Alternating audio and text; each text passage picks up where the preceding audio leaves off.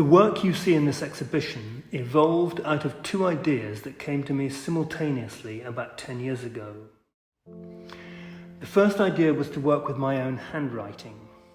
I found that using digital cameras and computers felt too safe and too clinical for me. I wanted accidents in the work, and I found that by using a combination of handwriting, Indian ink and watercolour, I could make this happen. Handwriting is a form of expression that's being lost because we now use smartphones and laptops.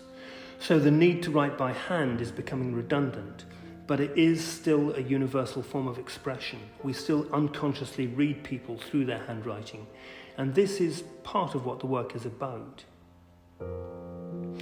The second idea came from thinking about the nature of documentary photography. As a photographer myself, it's something that I've thought about a lot. A photographer goes out into the world, takes a fragment of time passing, and constructs an image in that moment that tells us something about humanity. So I had the idea that instead of going out into the real world, I would go somewhere different, into the world of literature and poetry. I wondered what would happen if I took a short extract from a novel or from a poem, perhaps just part of a sentence, that when taken out of context would express something about our current world situation. It was combining these two ideas that gave me the first works in the series. I place the words vertically, not horizontally, sometimes in two columns, and I use overwriting to add complexity and to slow down the process of looking, so you have the option of seeing the work in different ways. I was looking for writers who expressed themselves in a way that was both open to interpretation and who constructed sentences where nothing was superfluous. And I chose Joseph Conrad, Albert Camus, Jean-Paul Sartre and T.S. Eliot. And in fact, it's T.S. Eliot we're looking at right now, when he says in his poem Four Quartets, keeping his seasons and rages, destroyer, reminder of what men choose to forget. He was talking about a river, but today we can imagine that same statement applying to the climate crisis, to a pandemic, to forest fires, or to a virus. When Joseph Conrad writes, our faces marked by toils, by deceptions, by success, by love, our weary eyes always looking anxiously. He's making an observation that could apply to anyone who's already lived a substantial part of their life. I'm interested in the way that something written in one century can carry over into another century and still have resonance and meaning.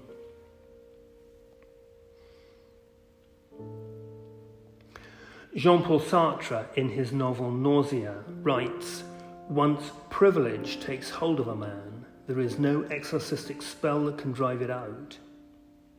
We can imagine that he's referring to Donald Trump and his refusal to accept defeat in the 2020 US election, even though the novel was published in 1938.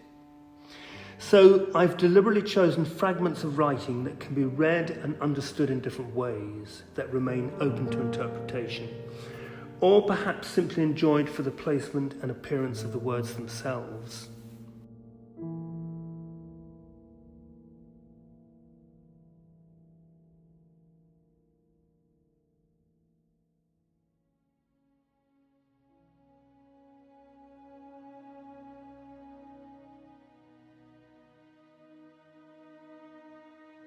Elizabeth Vicary's subject matter is the natural world. But her work is also about fragility, about the fact that so many species are now extinct or threatened with extinction.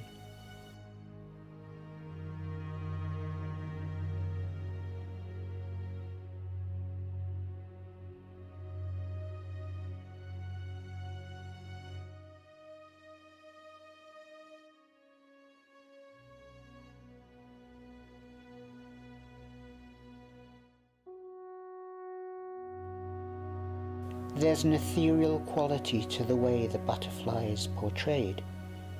the wings appearing almost translucent, as if the paint has been applied not with a brush, but with fingertips.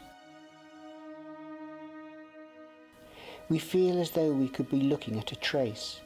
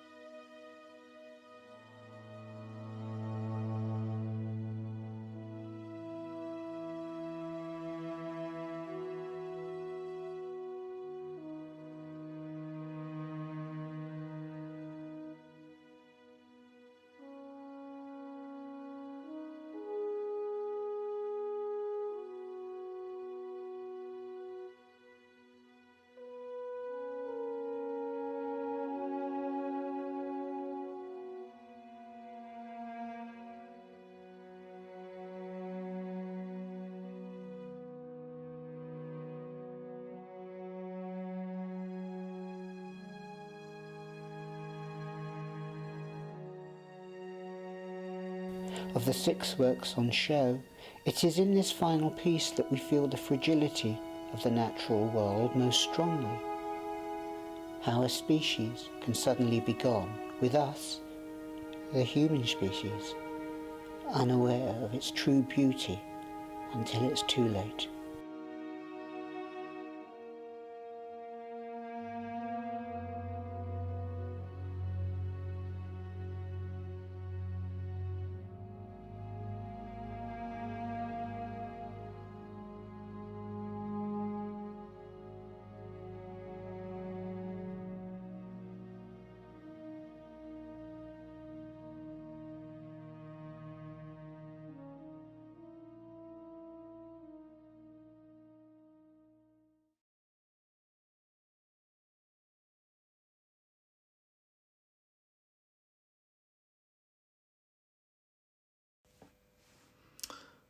Room 1. The images in this room are for me pictures that endure as life has moved on. Can you please take a picture of us? Was the question from Jane Trevor in the garden of Charleston in 2008, my first year of documenting their literature festivals. The 3 of them huddled together, William Trevor, the great British author, and his wife on the left holding hands with at that point an unknown young woman. I enjoyed making the photo and was moved by their sense of togetherness. They seemed like soulmates. The young woman is Yi-Yun Lee, by now an award-winning writer living in the United States. She admired Trevor's writing and was visiting the couple in their Devon home.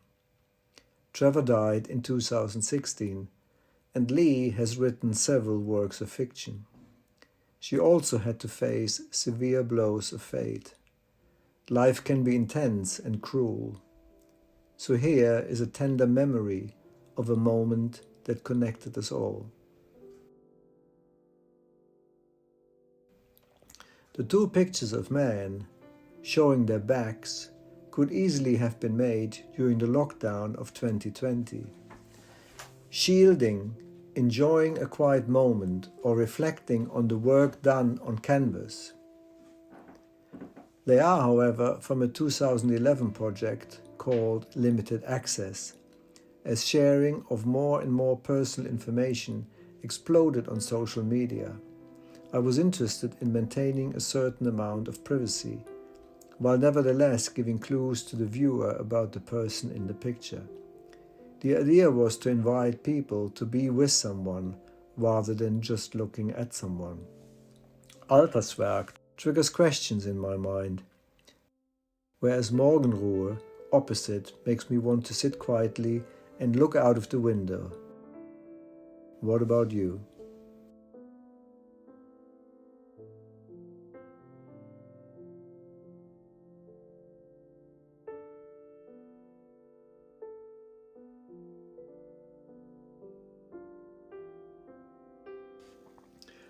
I am most happy being outdoors with my camera. The lockdowns over the last 12 months, however, restricted that freedom, and I started to take another look at images already made. Pictures can form new relationships, blend with others to create a different context, or they can merge into a new canvas to better represent the experience of making them. To an extent, it is the same process of finding a picture. One is in the real world, the other happens on a screen or by shuffling prints around. At some stage in making these images, I saw that I can now better understand Howard Hodgkin, who took his time in adding strokes or dots of color to his paintings. Rastlos or restless combines one of the many empty storefronts everywhere with the threat posed by COVID and the constrained energy of being confined indoors. The black and white picture represents my dream of returning to a freely flowing life, like the trapeze artist unraveling from the bands around him.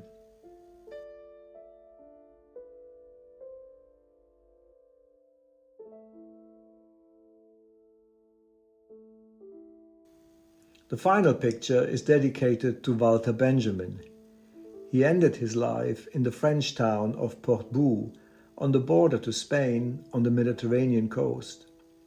This route was used by many to escape the Nazi regime and flee onwards to the UK or the US. In his case, he tragically failed to cross the border and believed that his discovery was imminent. I walked the streets of this small town, including the train station where many arrived, and this picture is my response.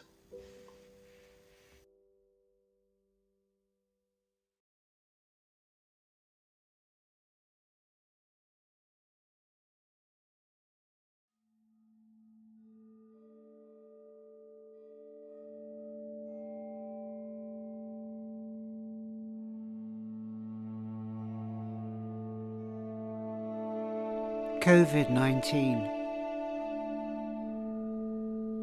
a mysterious place of uncertainty. COVID becomes an unseen wild horse.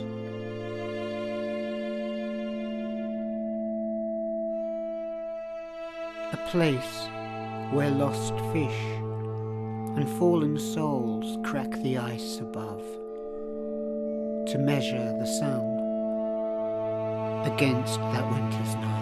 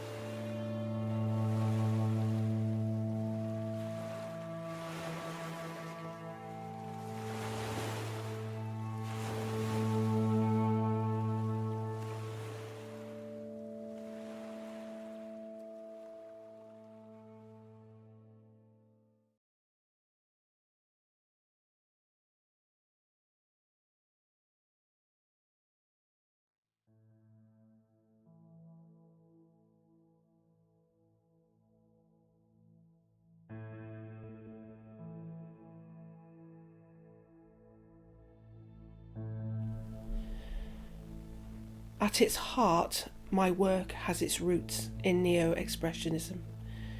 I use expressive marks, symbolism, and sometimes text to depict my subject. My inspiration for these recent works continues to explore aspects of death and time, describing our fears surrounding death and time, a need almost to constantly wonder if our journey has an end, a definitive end, or is there a question mark?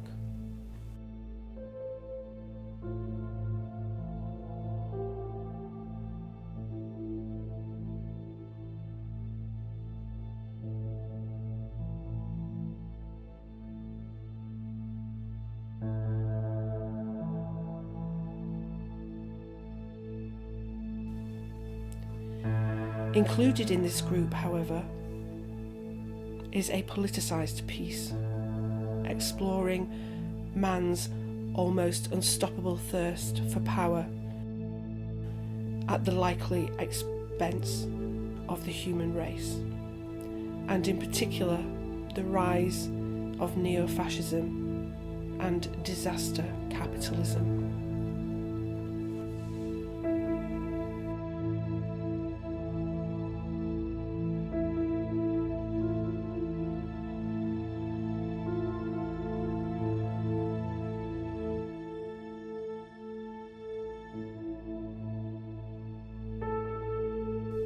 The incredible thing about creativity, whether it's painting, poetry, writing, or music, is its ability to raise and transport us from the mundane to the extraordinary. It gives us hope, it inspires us, it opens the windows to our soul.